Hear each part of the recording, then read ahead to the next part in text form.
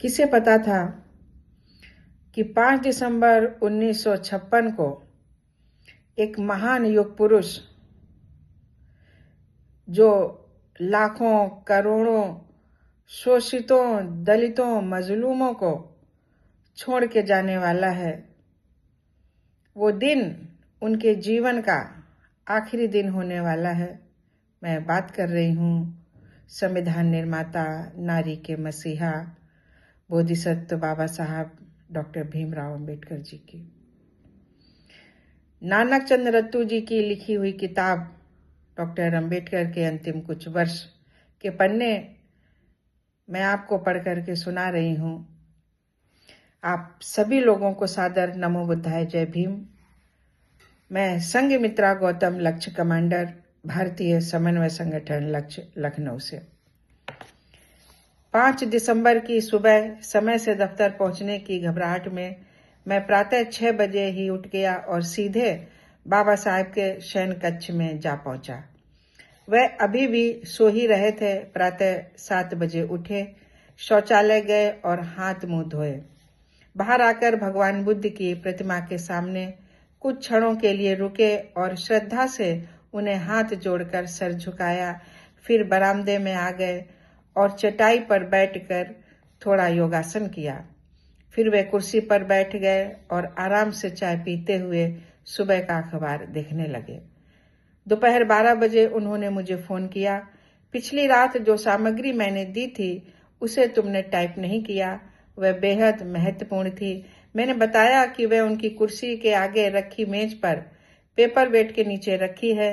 वह चीख पड़े, वहां नहीं है, यहाँ आओ और मुझे दो। मैं 1:30 बजे वहां पहुंचा। कागजात को गायब देखकर मुझे गहरा झटका लगा। नौकर से पूछने पर उसने अनभिज्ञता प्रकट की।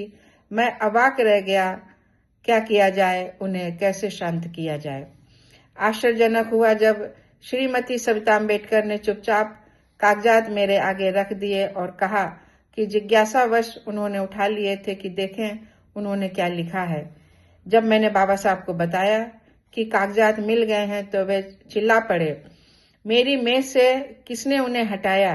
कितनी बार मैं कह चुका हूं कि मेरी मेज के पास कोई न जाए।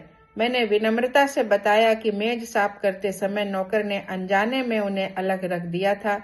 अगर मैं सच्ची बात बता देता तो वे क्रोधित हो उठते और श्रीमती सविता की तगड़ी खबर लेते, जैसे कि पहले भी कई बार हो चुका था।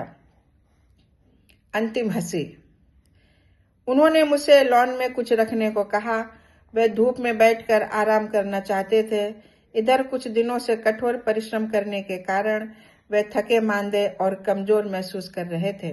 बाहर आकर वे कुर्सी पर बैठ गए और पायदान पर अपने पांव फैला दिए। उन्होंने चाय पी और मुझसे पूछा कि तुम्हें दफ्तर से यहाँ तक आने में कितना समय लगता है। उन्होंने कहा कि अफसोस है कि कागजों को ढूंढने के लिए तुम्हें इतनी दूर दौड़ना पड़ा। उसी समय बाहर शोरगुल मचा। बड़ी संख्या में उनके अनुयायी झंडे लेकर डॉक्टर अंबेडकर जिंदाबाद का नारा लगाते हुए मुख्य द्वार से घुसे। मैं उन्हें रोकने के लिए दौड़ा पर बाबा साहब ने कहा कि उन्हें आने दें। उन्होंने उन लोगों से कुछ समय बाद बातचीत की। वे सब अपने आगमन व अपने मुक्तिदाता से मुलाकात हो जाने पर बहुत खुश थे। बाबा साहब जिंदाबाद का नारा लगाते हुए चले गए। ठीक उसके बाद उनकी पालतू कुतिया मोहिनी दौड़ती हुई आई, एक चक्कर लगाया, बगल की कुर्सी पर बैठी और फिर बाबा साहब की गोद में जाकर बैठ गई। वे कुछ समय तक उसे सहलाते रहे। थोड़ी देर बाद दलित वर्ग संघ दिल्ली के अध्यक्ष भगत अमीन चंद आ गए। वह झक सफेद रंग का कढ़ाईदार कुर्ता, चूड़ीदार पाजामा, सदरी और गांधी टोपी में सजे संवरे करीब 6 फुट लंबे, सुगठित व मजबूत कदकाठी वाले व्यक्ति थे। उन्होंने आकर डॉक्टर अंबेडकर के चरण स्पर्श किए।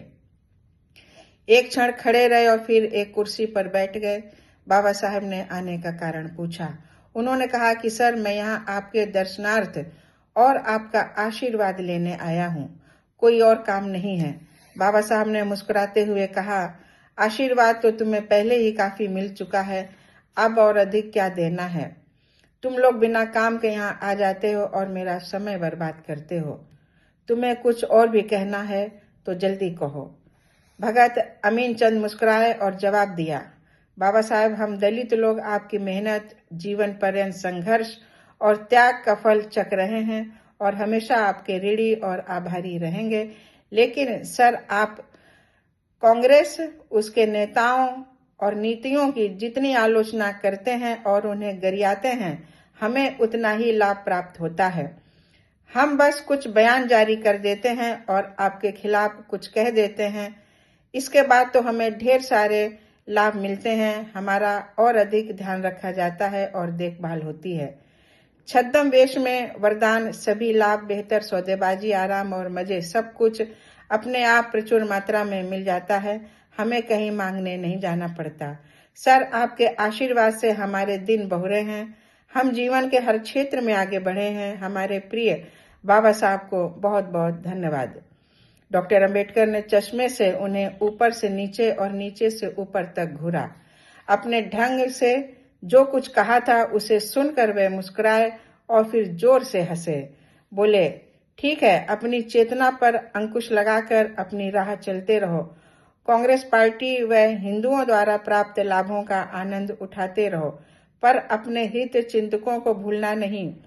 वे आपको रोटी देते हैं कुत्ते की तरह। जैसे बचा हुआ खाना दूर से डाल दिया जाता है और उसे चाटते हुए वह अपने मालिक को भूलता नहीं और कृतज्ञता से दुम हिलाता रहता है। भगत अपनी हंसी को छुपाकर उठ खड़े हुए, हाथ जोड़े और बाबा साहब ने जो कुछ कहा था उसे सुनकर उनके पैर छुए और वहां से चले गए। जरा देखो, उन्होंने कहा, ये लोग कितने नीचे गिर चुके हैं, इनमें कोई भी मानवीय गरिमा और निज सम्मान शेष नहीं है। शासक दल द्वारा फेंके गए खाने के टुकड़े से पेट भरने और उनकी प्रशंसा के गीत गाने के अलावा इनका कोई काम नहीं। वे अपने लाभ पहुंचाने वालों की फेंकी गई जूठन पर जीवित रहते व पनपते हैं और उसे ही चाटते रहते हैं। मजे की बात यह है कि इससे पहले एक अवसर पर इन्हीं भगत अमीन चंद ने दलित वर्ग संघ के कार्यकर्ताओं का जोरदार नारे से स्वागत किया था, मूर्खों के अन्नदाता बाबा साहेब डॉक्टर अंबेडकर अमर रहे।